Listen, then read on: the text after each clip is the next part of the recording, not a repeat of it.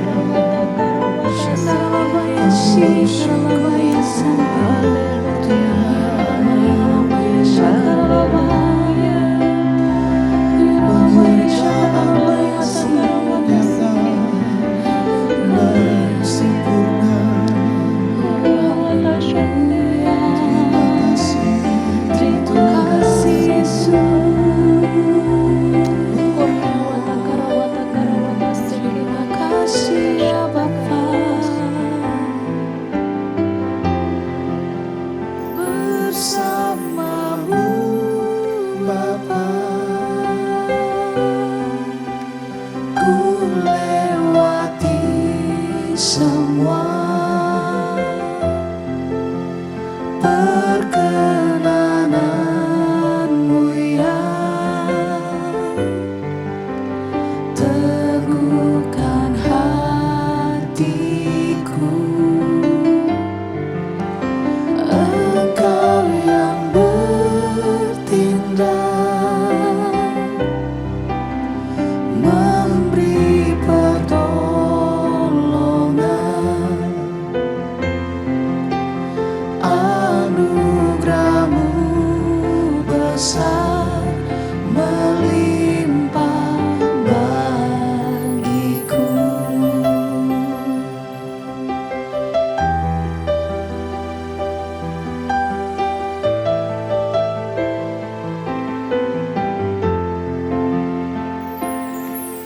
Engkau ada bersamaku di setiap musim hidupku.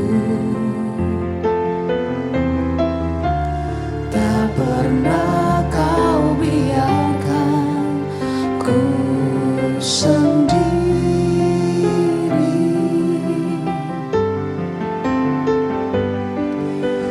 Kekuatan di jiwaku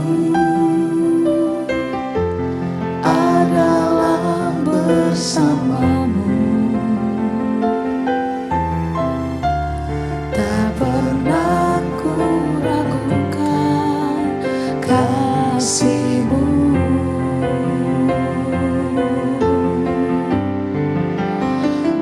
Bersama-Mu Bapa, ku lewati semua perkenananmu ya, teguhkan hatiku. Engkau yang bertindak,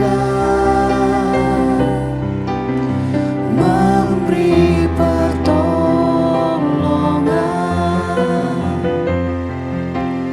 anugerah-Mu besar melimpah bagiku.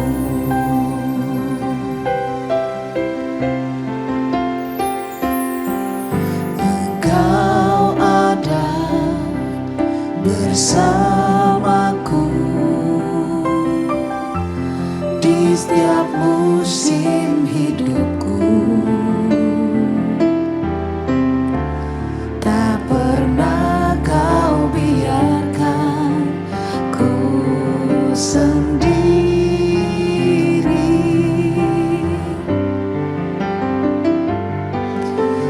Kekuatan di jiwaku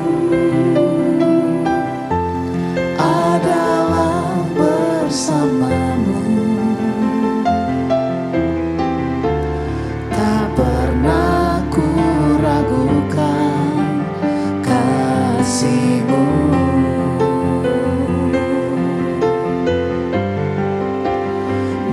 Bersama-Mu Bapa,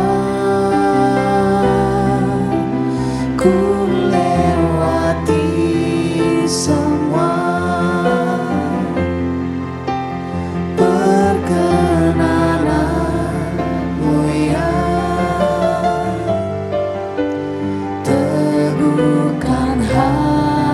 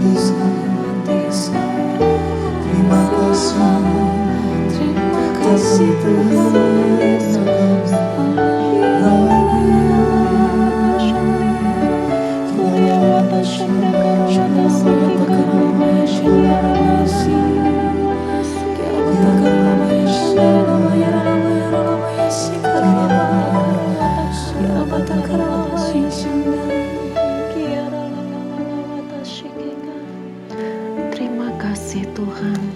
Korea wata shanda karawata sekeka. Benar Tuhan, betapa besar anugerah-Mu yang melimpah atas hidup kami Tuhan. Kami ada pada saat ini sebagaimana kami ada. Itu semuanya karena Engkau Tuhan. Bukan karena kuat, hebat, gagah kami Tuhan. Tapi semuanya kami sadar betul itu karena Engkau. Terima kasih Tuhan. Terima kasih untuk pujian penyembahan yang begitu indah Tuhan. Kami berdoa Tuhan, biar ini semua Tuhan boleh menyenangkan hati-Mu. Terima kasih Bapa.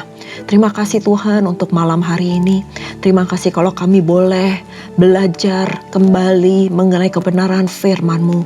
Berbicaralah ya Tuhan, karena kami siap untuk diajar. Kami siap untuk mendengar apa yang menjadi kerinduan hati-Mu yang ingin Engkau sampaikan kepada setiap kami. Buka telinga kami Tuhan, buka mata rohani kami Tuhan. Biar kami bukan hanya mendengarkan saja, tetapi kami boleh menjadi pelaku-pelaku firman.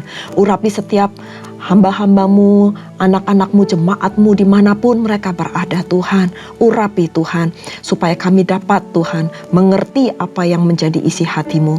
Urapi hamba Tuhan, sampaikan apa yang menjadi maksud dan tujuan-Mu Tuhan dalam kebenaran firman-Mu, supaya dapat disampaikan melalui mulut bibir hamba. Terima kasih Bapa, terima kasih Roh Kudus, hanya di dalam nama Tuhan Yesus kami siap untuk belajar. Haleluya, amin. Sekali lagi saya ucapkan shalom, selamat datang untuk Bapak Ibu yang baru saja bergabung dengan kami di dalam Bible Study Online CK7. Hari ini kita akan sama-sama belajar dari Ayub 16. Nah, Bapak Ibu, hari ini judul perikopnya adalah Ayub mengeluh tentang perlakuan Allah. Saya akan bacakan terlebih dahulu ayatnya, setelah itu kita akan sama-sama bahas satu persatu apa yang menjadi maksud dari kitab Ayub 16 ini. Ayat yang pertama, tetapi Ayub menjawab, hal seperti itu telah acap kali ku dengar. Penghibur sialan kamu semua, belum habiskah omong kosong itu? Apa yang merangsang engkau untuk menyanggah? Aku pun dapat berbicara seperti kamu. Sekiranya kamu pada tempatku dan menggeleng-gelengkan kepala atas kamu, aku akan menguatkan hatimu dengan mulut dan tidak menahan bibirku mengatakan belas kasihan. Tetapi bila aku berbicara, penderitaanku tidak menjadi ringan. Dan bila aku berdiam diri, apakah yang hilang daripadaku? Tetapi sekarang, ia telah membuat aku lelah dan mencerai-beraikan segenap rumah tanggaku. Sudah menangkap aku. Inilah yang menjadi saksi. Kekurusanku telah bangkit menuduh aku. Murkanya menerkam dan memusuhi aku. Ia menggertakkan giginya terhadap aku. Lawanku malah memandang aku dengan mata yang berapi-api. Mereka mengangkat mulutnya melawan aku, menampar pipiku dengan cercaan, dan bersama-sama mengerumuni aku. Allah menyerahkan aku kepada orang lalim dan menjatuhkan aku ke dalam tangan orang fasik. Aku hidup dengan tentram, tapi ia menggelisahkan aku. Aku ditangkapnya dengan tengkukku, lalu dibantingnya, dan aku ditegakkannya menjadi sasarannya. Aku dihujani anak panah. Ginjalku ditembusnya dengan tidak kenal belas kasihan. Empeduku ditumpahkannya ke tanah. Ia merobek-robek aku, menyerang aku laksana seorang penjuang. Kain kabungku telah kujahit pada kulitku, dan tandukku kumasukkan ke dalam debu. Mukaku merah karena menangis, dan bulu mataku ditudungi kelam pekat. Sungguh pun, tidak ada kelaliman pada tanganku, dan doaku bersih. Hai bumi, janganlah menutupi darahku, dan janganlah kiranya teriakku mendapat tempat perhentian. Ketahuilah, sekarang pun juga saksiku ada di sorga. yang memberi kesaksian bagiku ada di tempat yang tinggi. Sekalipun aku dicemooh oleh sahabat-sahabatku, namun ke arah Allah mataku menengadah sambil menangis, supaya ia memutuskan perkara antara manusia dengan Allah dan antara manusia dengan sesamanya. Karena sedikit jumlah tahun yang akan datang dan akan menempuh jalan dari mana aku tidak akan kembali lagi. Demikianlah firman Tuhan. Nah, Bapak Ibu yang dikasihi Tuhan, pada Ayub ke-16 ini kita sudah baca sama-sama mengenai keluh kesah tentang perlakuan Allah yang dilakukan oleh Ayub di tengah-tengah masalah yang ia sedang hadapi. Kalau di pasal-pasal sebelumnya yang sudah kita bahas bersama-sama bahwa ada 3 sahabat Ayub, yaitu Elifas yang pada pasal 4 dia berbicara, berusaha mungkin sebenarnya menghibur Ayub. Dan Bildad di pasal yang ke-8 dan Sofar di pasal yang ke-11. Namun di ayat yang kedua ini Ayub mengeluh tentang penghiburan yang diberikan oleh teman-temannya yang justru membuat kondisi Ayub itu semakin terpuruk. Bukan menghibur, justru malah menjatuhkan. Jadi Bapak Ibu yang dikasihi Tuhan, maksud hati menghibur, tetapi kata-katanya itu justru menghakimi Ayub. Membuat Ayub semakin terpuruk keadaannya. Nah, perenungannya apa yang harus kita lakukan? Bahwa dalam kondisi yang paling sulit yang kita sedang hadapi, siapakah yang bisa kita andalkan? Siapakah yang bisa menolong kita? Dan siapakah yang paling dapat menghibur kita? Kalau kita mengharapkan manusia adalah bagian dari penghiburan kita, maka kita salah besar. Kalau manusia yang kita harapkan tempat kita mengadu, maka kita salah besar. Akan tetapi jikalau Tuhan mengizinkan itu semuanya terjadi, di saat kondisi kita sendirian, nggak ada teman-teman yang bisa menghibur, nggak ada teman-teman yang bisa menolong kita. Bahkan orang yang terdekat sekalipun itu mungkin menjatuhkan kita, menghakimi kita, dan bahkan menghujat kita. Maka kepada siapa lagi kita dapat berharap? Kesulitan-kesulitan hidup ini membuat respon kita itu menjadi nyata. Di mana iman kita dituntut, kepada siapa kita berharap. Dan pada menghadapi kesulitan ini, Ayub melibatkan Tuhan. Dia mengalami banyak kesusahan Bapak Ibu yang dikasihi Tuhan. Dia mengalami kebangkrutan total. Dia mengalami kehilangan anggota keluarga, anak-anaknya mati. Sakit pada tubuhnya. Kejatuhan status sosial, bahkan istrinya menyuruh Ayub untuk menghujat Tuhan Allahnya. Bagi manusia, bagi orang dunia yang ada di luar sana, ini nasibnya Ayub. Ini sudah takdirnya Ayub.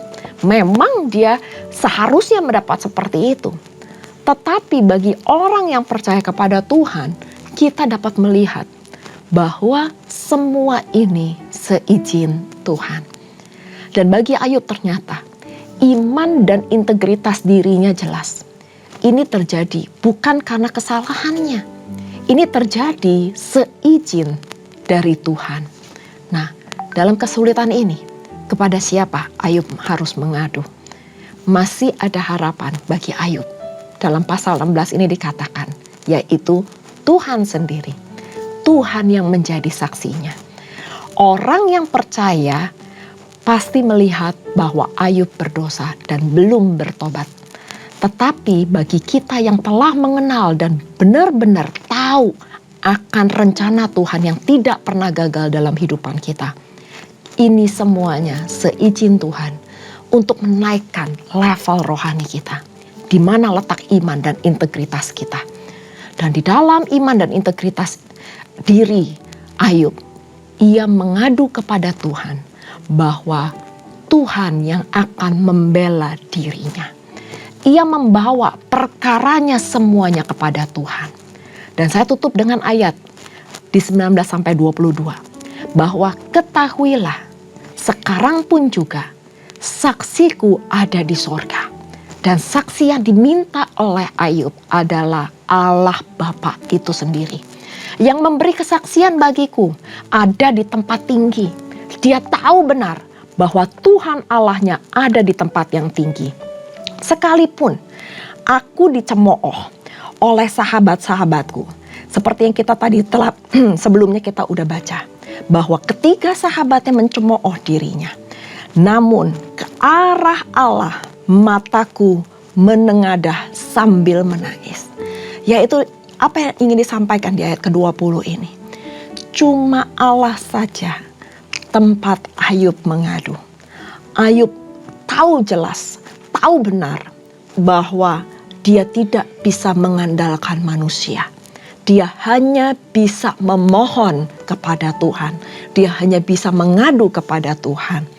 Dan di ayat ke-21 dikatakan, supaya Tuhan Allah sendiri yang memutuskan perkara antara manusia dengan Allah dan antara manusia dengan sesamanya. Karena sedikit jumlah tahun yang akan datang dan aku akan menempuh jalan dari mana aku tidak akan kembali lagi. Satu hal kita dapat mencontoh dalam kehidupan Ayub. Seberapa sulitnya pun keadaan Ayub, ia tetap berharap kepada Tuhan. Dia tetap tahu bahwa Tuhan adalah saksi yang hidup, yang ada di tempat yang maha tinggi, yang tidak pernah meluputkan janjinya kepada Ayub, dan pasti akan membela perkara-perkara Ayub. Pelajaran kita pada hari ini, jangan berharap kepada manusia. Jangan mengadu dan mengandalkan manusia. Kita boleh curhat, kita boleh cerita, tetapi jangan berharap. Karena cuma Tuhanlah tempat kita berharap. Sekalipun orang-orang di atas sekeliling kita itu berusaha menghibur kita, tetapi penghiburan yang maha tinggi hanya berasal daripada Tuhan Allah sendiri. Dan kalau kita pun ada di posisi sebagai seorang sahabat, mari kita menghibur teman-teman kita yang dalam masa kesesakan dan jangan menghakimi, jangan menjatuhkan, jangan mencemooh. Jangan sampai kita membuat hati teman kita itu malah tambah terpuruk. Tetapi mari kita berdoa, mari kita menguatkan imannya, dan mari kita menyerahkan semuanya kepada Tuhan Allah kita yang adil. Mari kita berdoa. Terima kasih Bapa untuk pembelajaran kami pada hari ini, di mana kami boleh belajar bahwa Engkaulah tempat kami mengadu. Engkaulah satu-satunya sumber harapan kami. Engkaulah tempat kami untuk menyampaikan keluh kesah kami. Dan kami dapat belajar Tuhan bahwa tidak ada manusia selain Engkau yang dapat menghibur kami, yang memberikan kami damai sejahtera sukacita. Bapa, hamba berdoa kalau seandainya jemaat-Mu di tempat dimanapun mereka berada, yang sedang mengalami kesesakan, Engkau sendiri Allah yang menghibur, Engkau sendiri Allah yang menolong, dan Engkau sendiri Allah bahkan yang membangkitkan mereka dari kondisi keterpurukan mereka. Hamba berdoa Tuhan, kuatkan yang lemah, hibur yang susah, bangkitkan Tuhan semangat yang sedang berputus asa. Dan Tuhan, kami pun mau Tuhan menjadi sahabat-sahabat yang dapat menguatkan iman teman-teman yang ada di sekeliling kami, menguatkan iman saudara-saudara kami, dan bukan sebaliknya memperkeruh suasana, bahkan menjatuhkan, mencemooh, bahkan menghakimi teman-teman kami. Terima kasih Tuhan, berkati jemaat-Mu Tuhan, berkati dimanapun mereka berada. Yang sakit Engkau sembuhkan, yang butuh pemulihan Engkau pulihkan tepat pada waktunya. Terima kasih Tuhan, biarlah kebenaran firman ini boleh Engkau materaikan di dalam setiap kehidupan kami. Terima kasih Bapa, dan sebelum kami berpisah satu dengan lainnya, kami rindu untuk menerima berkat yang daripada-Mu. Bapak Ibu yang terkasih di dalam Tuhan, sebelum kita berpisah satu dengan lainnya, mari kita mengangkat kedua tangan kita dan kita siap menerima berkat. Terimalah berkat yang berlimpah-limpah dari Allah Bapa, kasih karunia di dalam anaknya yang tunggal, Tuhan kita Yesus Kristus, dan persekutuan manis dengan Roh Kudus, menyertai Bapak Ibu sekalian, Mulai saat ini sampai Tuhan Yesus datang untuk kedua kalinya, menjemput kita di awan-awan permai dan bahkan untuk selama-lamanya. Mari kita yang sudah menerima berkat sama-sama katakan, amin. Tuhan Yesus memberkati. Shalom.